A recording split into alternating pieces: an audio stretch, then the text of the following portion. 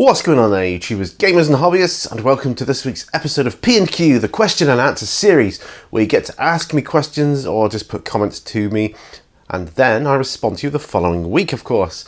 Now, I record these now on a Thursday, so it's important to note that because any question or comment that's posed to me or sent to me after Thursday will then be included on the following week's episode, so it's not that I will miss it, it's just that it will be a week late.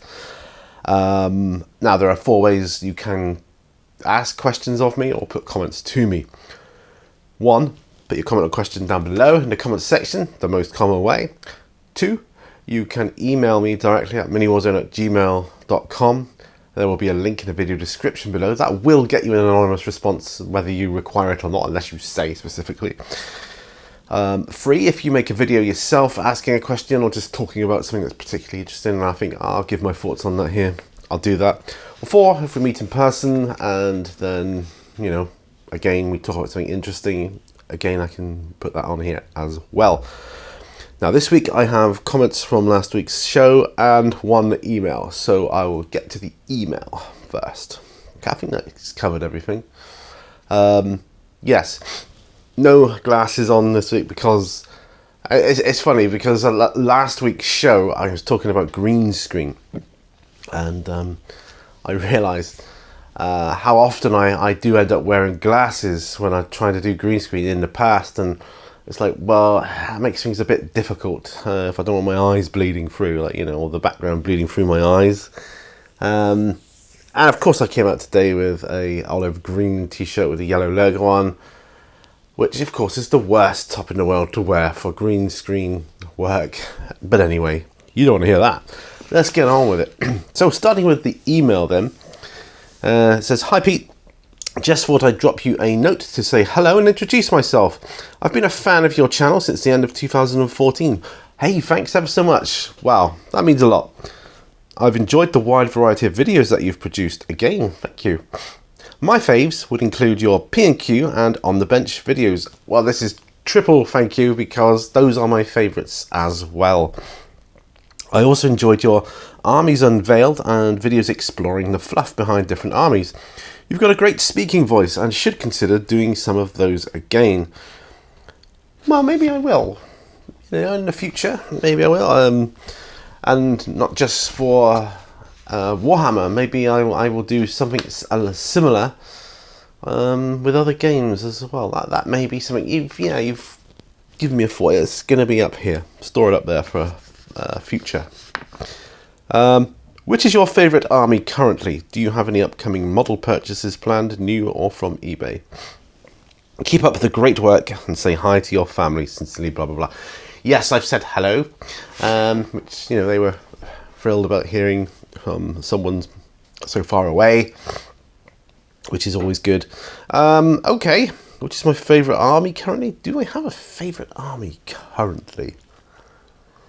It's still Tyranids, I think. My favourite army, Tyranids, for Warhammer 40k. For Age of Sigmar, I don't really have enough, or I haven't been involved in it enough to give you a decent comprehensive answer, but at the moment I would say Stormcast Eternals, just because that's what I've got the most of, and that is looking, sorry for the sniffing, try not to sneeze, looking like it's going to be my main army.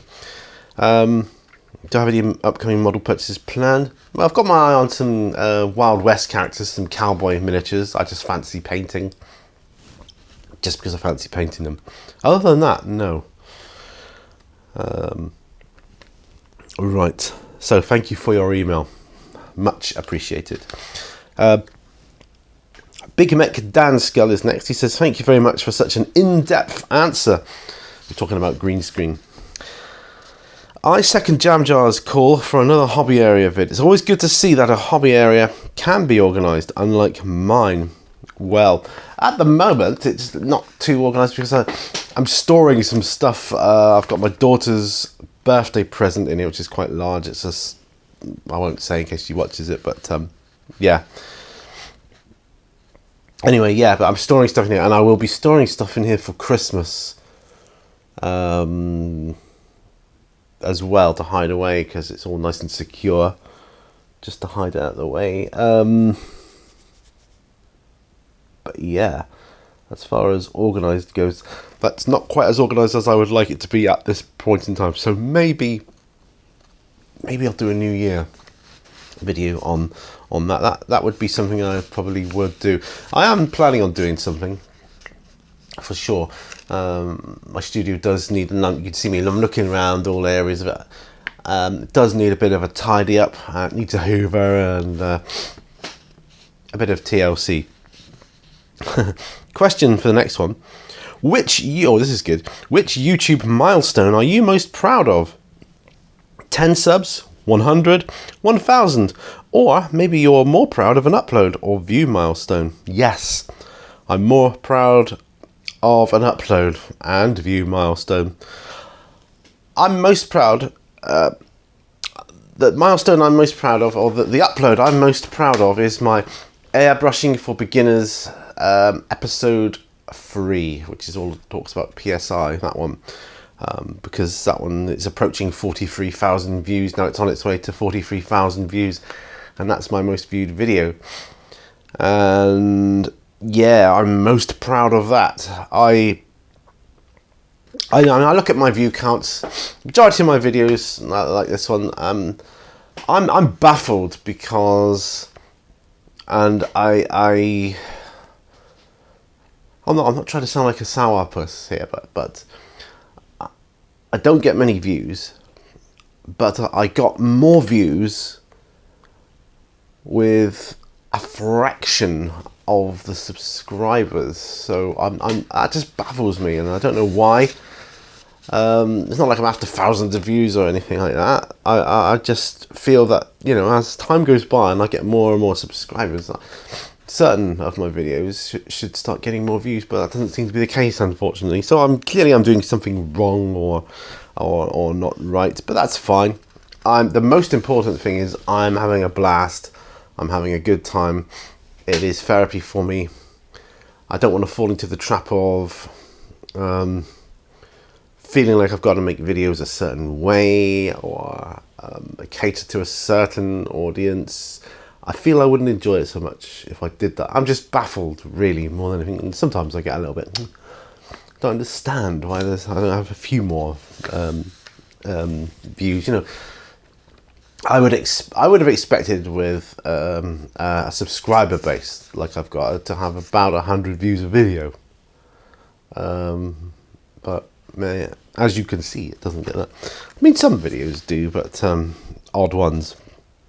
But anyway, to answer your question, my airbrushing for beginners, and the fact that series is my favourite series to do, and it's my most proud series that I'm doing. Although I was trying to do the hobby 1-to-1 as like a sort of brush version of that, but I'm just going to take a sip of tea a minute. Okay, William Kubi is next. Says, hey there. Well, next time. Question. Okay, old or new TV shows. The list. Here goes. Now, I presume you're meaning my favourites. You want me to name my favourites? So, 1, sci-fi. I shall say Star Trek: The Next Generation. 2, cowboy. I haven't really watched many cowboy TV shows over the years, but I'll say Rawhide. Horror for number 3. I haven't watched any horror TV shows, not that I can think of. Actually, tell a lie. Well, it's a supernatural horror, isn't it? I'll say Supernatural for that one. So yeah, say Supernatural. 4, funny. I don't watch any funny stuff. 5, Saturday morning cartoons. Again, I can't really remember. I can't remember them. 6, cop stuff like NCI. See, I watch NCIS, I watch CSIs, and all different ones. But I shall say NCSI because I quite like that, the whole military naval thing. Soaps, never watch soaps. 8, science and or history.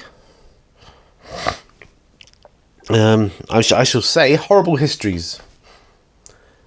9. Adult Swim, Simpsons, Bob's Burgers, stuff like that. Or you mean like an adult cartoonish type thing? I'll say Simpsons. 10. Reality shows, never watch them. Avoid them with a vengeance. There, I picked 10 of them, and all out there can answer. Go right ahead and do so. See more as post, maybe. Some same hobby channel, same hobby time. Okay. 11. Superheroes. Live action or cartoon? Cartoon, definitely. I think live action, especially these days, is too, I don't know, Hollywood blockbustery type stuff, and it loses something, and it's all big budget this, and you know, scripting that, cutting this out to save money because of the budget of the special effects and that. You don't get any of that in the cartoons, so I prefer the cartoon ones. Hope that answers your question satisfactorily. Oh, I can't even say it now. Edic Beer 40k is next. Says, thanks for the info on VPete. I might give that a go. What do you want for Christmas for the hobby? Ooh, right. It's not much. Oh, sorry about that. My throat gets awful dry. Yes. You know, we're not into like getting big presents or whatever, but what I really, really, really want for Christmas this year, my wife knows I want it, is a Scott Brown t-shirt. Now, that might sound strange to the majority of you, and I'm sure it will. In fact, it'll only make sense to anybody that knows anything about the Scott Brown incident. Now, in fact, what I'll do is I'll put a link to a video that Seth Skorkowski, which is another YouTube channel I watch, he did his video and he called it the Scott Brown incident, where he's talking about war stories in RPG games, and I think that game in question was a Cyberpunk 2020 game that he was playing. War stories in RPGs is the kind of thing where players will sit back and recount tales of special like game sessions they've had, which to most people it's going to sound quite boring, and I think Seth Skorkowski relates it well when he says it's a bit like when you're telling someone, you know, your dreams, and people aren't going to be really interested, but there are ones that occasionally crop up, and in this one it just makes me laugh out loud every time. So I want a t-shirt with Scott Brown, mother beep, get the beep out, so I want the expletives on it. He does a t-shirt and you can get it on a mug, but I want the t-shirt that says that, and you know, it's like an in-joke for a small gaming group, but it's become legend in our household, so I'd like to spread the word. Scott Brown. Watch the video, that will explain everything. Right, so that's what I want for Christmas. And the last question I have here